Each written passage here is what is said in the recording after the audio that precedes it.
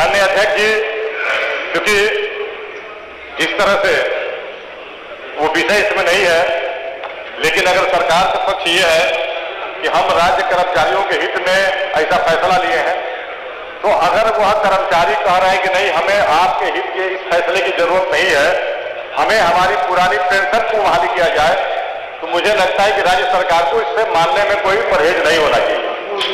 अब आप देखिए कितनी इसमें दो तरह के मतलब फैसले लिए गए हैं। उसी विभाग में जिन कर्मचारियों की नियुक्ति 2004 से पहले की हुई है, उनको पुरानी पेंशन उसी तरह से दिया जाएगा, लेकिन उसी विभाग में जिन कर्मचारियों की नियुक्ति 2004 के बाद हुई है, उनको वो पुरानी पेंशन की व्यवस्था समाप्त करके उनको ये व्यवस्था दिया गया है कि अब आपका जो पैसा कटौती होता है, वह पैसा आपका किसी प्राइवेट बैंक में आपका पैसा जमा होगा, और उस पैसे का जो कैसे प्रलोभन दिखाया गया कि उस पैसे का आपको जो लाभ मिल रहा है, शेयर बाजार के हिसाब से मिलेगा। अगर वह कंपनी यानी उसका शेयर अधिक है तो उनको लाभ मिलेगा, उनका शेयर अगर माने डाउन है तो उनका नुकसान होगा। राज्य कर्मचारियों का ये कहना है माननीय अध्यक्ष जी कि हमें क्योंकि हमारी पुरानी पेंशन की बहाली किया जाए, और ऐसा भी नहीं है, क्योंकि मैं मानता हूं कि भारत सरकार से 2004 में पास हुआ। अभी बहुत से सारे ऐसे राज्य हैं, जैसे बंगाल है, बंगाल अभी अपने प्रदेश में इसको लागू नहीं किया है। तो मैं आपके माध्यम से कितना महत्वपूर्ण है सरकार का पक्ष सुन ले आपकी बात। जी माननीय अध्यक्ष, इसलिए कि जब किसान बिल आया था माननीय अध्यक्ष जी, इसमें नहीं है, लेकिन जब किसान लोगों ने इसका विरोध किया आपकी बिल से हमारा अहित है, तो सरकार को अंततः उसको वापस लेना पड़ा। और आज फिर इसी तरह से यदि राज्य कर्मचारी कह रहा है कि यह आपकी बिल हमारे हित में नहीं है, आप हमारी पुरानी पेंशन बहाली ही करें, तो मुझे लगता है कि आपके फिर से यह निर्देश होना चाहिए कि कम से कम उत्तर प्रदेश में राज्य कर्मचारियों को इससे राहत मिले और उत्तर प्रदेश में पुरानी पेंशन व्यवस्था को बहाल किया जाए। साथियों, आज मैं इस लाइव प्रोग्राम से आप सबको ये कहना चाहता हूं कि हम देश के फौजी हैं, हम देश से प्रेम प्यार है कि हम फौज में भर्ती होते हैं। सिपाही एक वॉलंटियर आता है और सूटेबल वॉलंटियर के लिए हमें उनको जब सर्विस में है तो अच्छा हथियार, अच्छी लीडरशिप, और फिर हम आपने देखा कि हिंदुस्तान की फौजों ने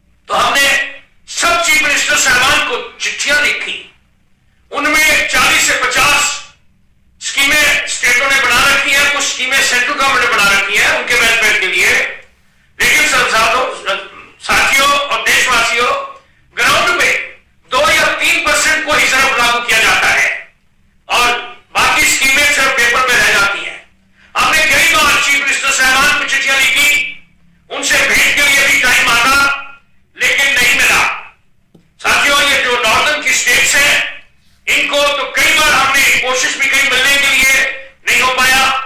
सेंटर के अंदर भी स्कीम है लेकिन ग्राउंड के ऊपर पूरी तरह लागू नहीं होती। पिछले साल 21 सितंबर को हमने DSW जो हमारा डिपार्टमेंट एक्स सर्विसमैन वेलफेयर का है उनके सेक्रेटरी साहब से भी बातचीत करी और उनको बताया कि हमारे कितने इश्यूज हैं, वो सब कुछ लिखने में भेजे। डिफेंस मिनिस्टर साहब और तीनों चीफ्स को भी हमेशा चिट्ठी जारी रखते हैं। ये सारा कुछ हो जाने के बाद भी हम ये देख रहे हैं कि बहुत कुछ करने का है, सरकारें कर रही हैं, मना नहीं कर रहे, काफी हो रहा है लेकिन बहुत सारा बाकी है। अगर सरकार हमारे से बातचीत जारी रखे और जो बातचीत में इश्यूज आते हैं उनके ऊपर एक्शन ले और आफ्टर एक्शन कंप्लीशन बना रखा है वेटरन्स डायरेक्टरेट, लेकिन हमने जो पॉइंट दिए उनको भी चिट्ठी भेजी, हमें एक भी जवाब नहीं आया। हमारे चीफ ऑफ आर्मी स्टाफ साहब ने भी एक मीटिंग करी एक्स सर्विसमैन ऑर्गेनाइजेशन से, लेकिन उसके बाद जो इश्यूज हुए जो हमने भी बताया, सबने बताया, ग्राउंड के ऊपर पूरी तरह से लागू नहीं हुए, थोड़े बड़े जरूर हुए हैं लेकिन जो मेन मुद्दे हैं वो उसी की उसी तरह खड़े हैं। साथियों, हम सरकार से अपील करते हैं, हम अपने तीनों चीफ से रिक्वेस्ट करते हैं, हम रक्षा मंत्री से रिक्वेस्ट करते हैं कि ये जो रेगुलर मीटिंग होनी चाहिए सभी के साथ, तो जो हमारे इश्यूज को ग्राउंड के ऊपर एक्शन करें। ये 2450 दिन या 24,050 दिन का कोई मीनिंग नहीं जब तक ग्राउंड के ऊपर उसका एक्शन ना हो। हम देश के सिपाही हैं और हम आप सबके सिपाही हैं। देश की सुरक्षा में हमने काम किया।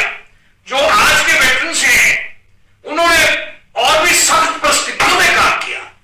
उस वक्त उतने अच्छे कपड़े नहीं थे, जो -55 डिग्री टू +45 डिग्री में तैनात रहते थे 24 घंटे, और उस वक्त तो बूट और कपड़े, इवन हथियार, इवन सब कुछ डिफिकल्ट था। तो उन परिस्थितियों में वेटरन्स ने काम किया है। आज तो और भी अपनी चीजें अवेलेबल हैं। हम ये कहेंगे कि आज की जो सर्विंग है कल को वो भी वेटरन्स हो जाएंगे, लेकिन देश का सिपाही रहेगा और सिपाही देश के लिए कुर्बानी देकर भी देश को सुरक्षित रखेगा। हिंदुस्तान की फौज बहुत तगड़ी फौज है और बहुत अभ्यास वाली फौज है। 71 की लड़ाई में आपको मालूम है 93,000 प्रिजनर्स पाकिस्तान के। ये सारा कुछ करने के लिए आपकी फौज तैयार है। कुछ हमारे इश्यूज हैं, हम सरकार से अपील करते हैं कि हमारे इश्यूज को सुने और उनको सही तरीके से रिजॉल्व करें। सुप्रीम कोर्ट की रिक्वेस्ट भी करी गई, उन्होंने भी सरकार को बताया, लेकिन हमारे इश्यूज इसी तरह खड़े हैं। अभी ये OROP का फैसला का वेट कर रहे हैं। हमें उम्मीद है कि ये फैसला हमारे हक में आएगा। जैसे कि पूरे आर्गुमेंट्स हुए, हम सिर्फ उम्मीद कर सकते हैं, लेकिन जजमेंट तो हमारी सुप्रीम कोर्ट ने देनी है। देशवासियों और सैनिक परिवार के सभी सदस्यों, मैं मेजर जनरल सतबीर सिंह आप सबको हमारी एक्स सर्विसमैन की ओर से 15 जून 2015 को शुरू हुई OROP मूवमेंट का कल 27 फरवरी को 2450 दिन पूरे हुए हैं। इस लंबी स्ट्रगल जो पूरे देश भर में असली वाली 1 रैंक 1 पेंशन को लागू करवाने के लिए शुरू की गई, 2450 दिन कल पूरे हुए। देशवासियों, फौजी देश की सुरक्षा में देश की अखंडता को बरकरार रखने के लिए अपनी जान की कुर्बानी देता है ताकि देश सुरक्षित रहे। कुछ इश्यूज छठे पे वेतन के बाद जो सामने आए कि फौजियों के साथ पूरी तरह से इंसाफ नहीं हुआ। असली तौर पर यह मूवमेंट 27 अप्रैल 2008 में शुरू हुई और लगातार चलती रही। 22,000 मेडल जो फौजियों के थे वो राष्ट्रपति जी को जमा कराए गए कि जब हमें OROP सरकार दे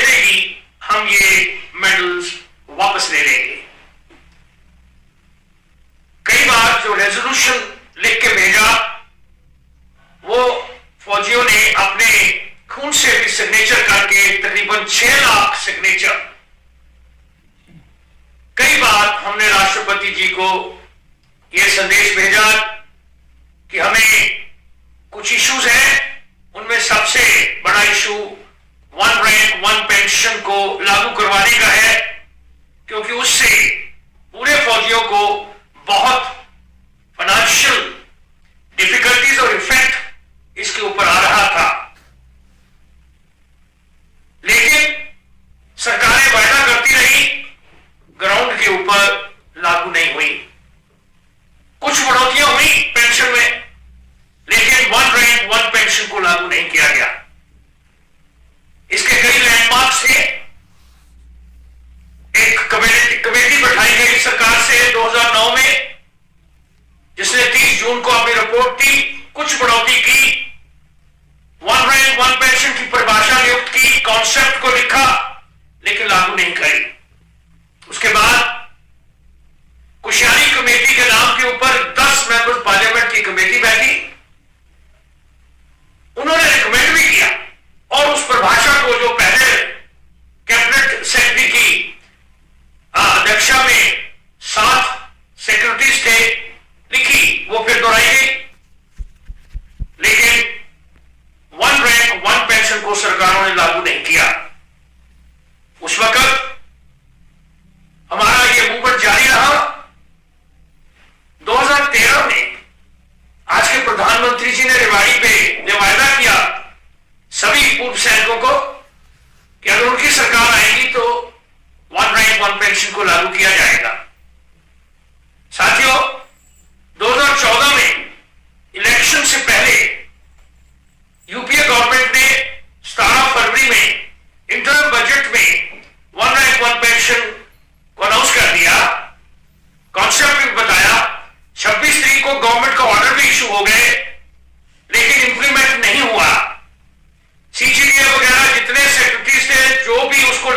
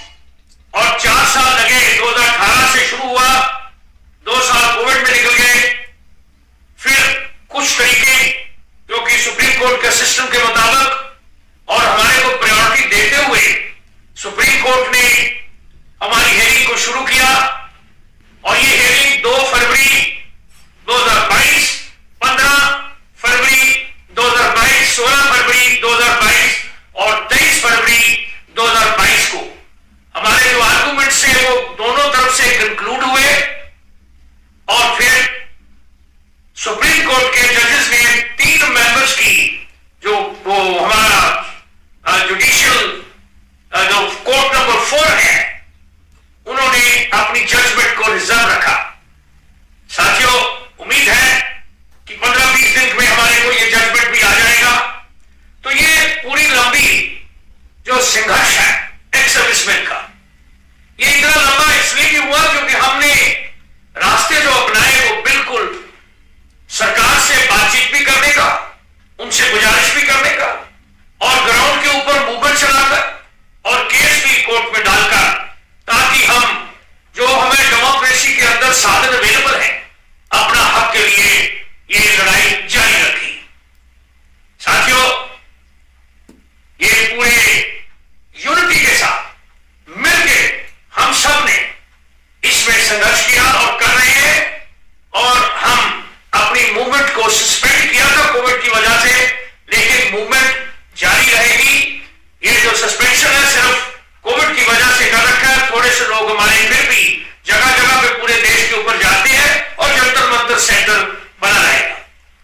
साथियों, कल हम सब ने जंतर मंतर पे जो भी हम इकट्ठे हो पाए मिले, और वहां से हमने ये 2450 दिन की हमने बातचीत करी और इश्यूज को दोहराया।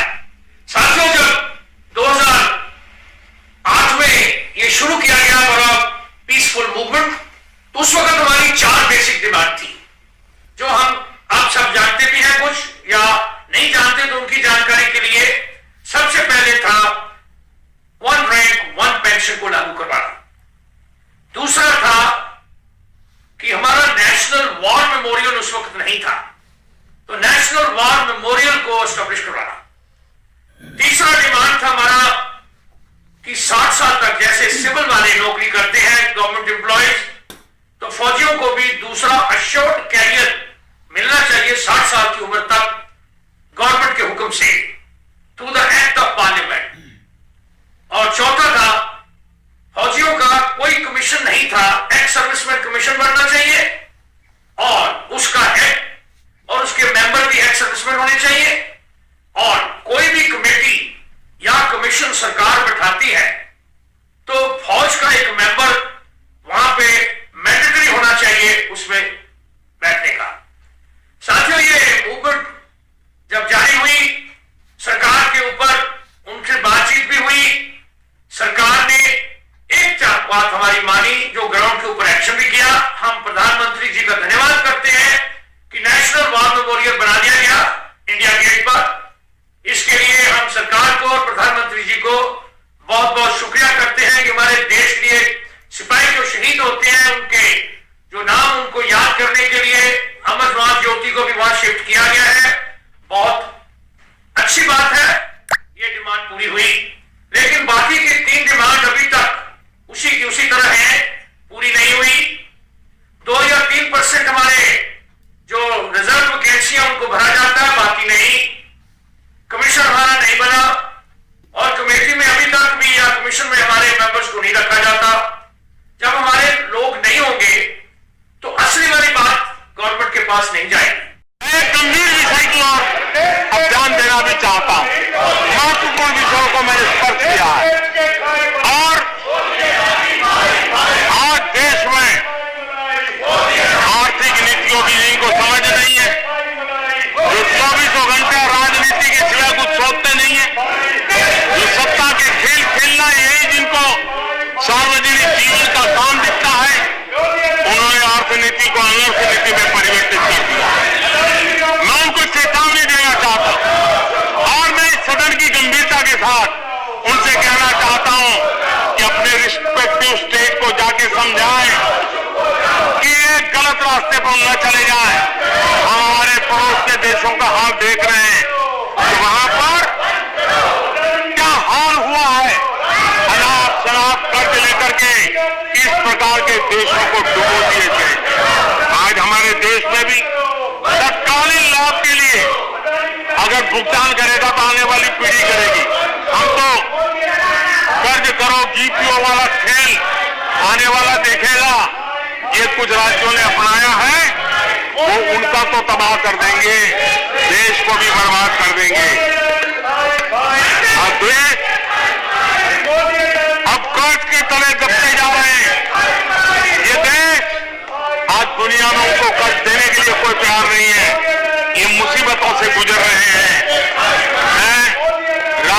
सामाजिक वैचारिक मतभेद हो सकते हैं, दलों के विषय में एक दूसरे के प्रति टीका टिप्पणी हो सकती है, लेकिन देश की आर्थिक सेहत के साथ खिलवाड़ मत कीजिए। आर्थिक सेहत के साथ खिलवाड़ मत कीजिए। आप ऐसा कोई पाप मत कीजिए जो आपके बच्चों के अधिकारों को छीन ले और आज अपना मौज कर ले और बच्चों के नसीब में बर्बादी छोड़ के चले जाए। ऐसा करके ले जाए। आज आपको पॉलिटिकली सूट तो मैंने तो देखा, एक सरकार एक मुख्यमंत्री ने बयान दिया कि भाई अब ठीक है, मैं तो निर्णय करता हूं, अभी मुसीबत मुझे कहां आएगी, 2030-32 के बाद आएगी, जो आएगा वो भुगतेगा। क्या कोई देश ऐसे चलता है क्या? लेकिन ये जो वृत्ति बन रही है वो बहुत चिंता का विषय है। आदरणीय सभापति जी, देश की आर्थिक सेहत के लिए राज्यों ने भी अपनी आर्थिक सेहत के संबंध में डिसिप्लिन का रास्ता चुनना पड़ेगा और तभी जाकर के ये राज्य भी इस विकास की यात्रा का लाभ ले पाएंगे और उनके राज्यों के नागरिकों का भला करने में हमें भी सुविधा हो जाएगी, ताकि हम उन तक लाभ पहुंचाना चाहते हैं। दोस्तों, हाल ही में पेंशन भोगियों के अहम फैसलों पर महत्वपूर्ण घोषणा हो चुकी हैं, जिसमें उनके बेसिक पेंशन के साथ 10% सीधी बढ़ोतरी के बाद 18 माह एरियर्स और इसके साथ ही पेंशन में 6 फॉर्म यहाँ पे भाजपा की तरफ से यहाँ पे जारी कर दिए गए। इसके संबंध में कर्मचारियों का इसमें महंगा भत्ता 54% के साथ साथ है। इसमें पेंशन धारकों का 18 माह एरियर का पैसा जल्द ही यहाँ पे सभी के खाते में जमा होने जा रहा है। इसके साथ ही इसमें बताना चाहूँगा, पेंशन भोगियों के अहम फैसलों पर महत्वपूर्ण यहाँ पे घोषणा हो चुकी है। इसमें बेसिक पेंशन का 10% वृद्धि केंद्र सरकार की तरफ से यहाँ पे कर दी गई है। इसके तहत ही 18 महीने एरियर के साथ साथ लगातार बातचीत के दौरान इसमें कर्मचारियों की इसमें 18% सैलरी बढ़ोतरी का 50% पेंशन यहाँ पे आना तय हो चुका है। जी हाँ साथियों, 2004 से पहले सभी यहाँ पे कर्मचारी ध्यान दीजिएगा, इसमें 12 माह सैलरी के साथ इसमें 50% जो पेंशन के तहत सरकार की तरफ से आपका पैसा यहाँ पे जारी कर दिया गया। इसके तहत इसमें बताना चाहूँगा, आज की बैठक में अहम फैसले यहाँ पे लिए जाएंगे। इसमें सरकार की तरफ से अतिरिक्त यहाँ पे बताना चाहूँगा, जो कि सरकार की तरफ से पेंशन आप सभी की यहाँ पे बढ़ाई गई है। आज की बैठक में इसमें 5 बड़े महत्वपूर्ण फैसले यहाँ पे लिए जाएंगे। बेसिक पेंशन में 10% बढ़ोतरी के बाद अब सरकार की तरफ से इसमें 18 महीने का एरियर का पैसा 2 लाख रुपये यहाँ पे पहली किस्त जारी कर दी जाएगी। दोस्तों, ये जो आज की सबसे बड़ी खबर आई थी, वीडियो को शेयर किए। नमस्कार, जय जवान।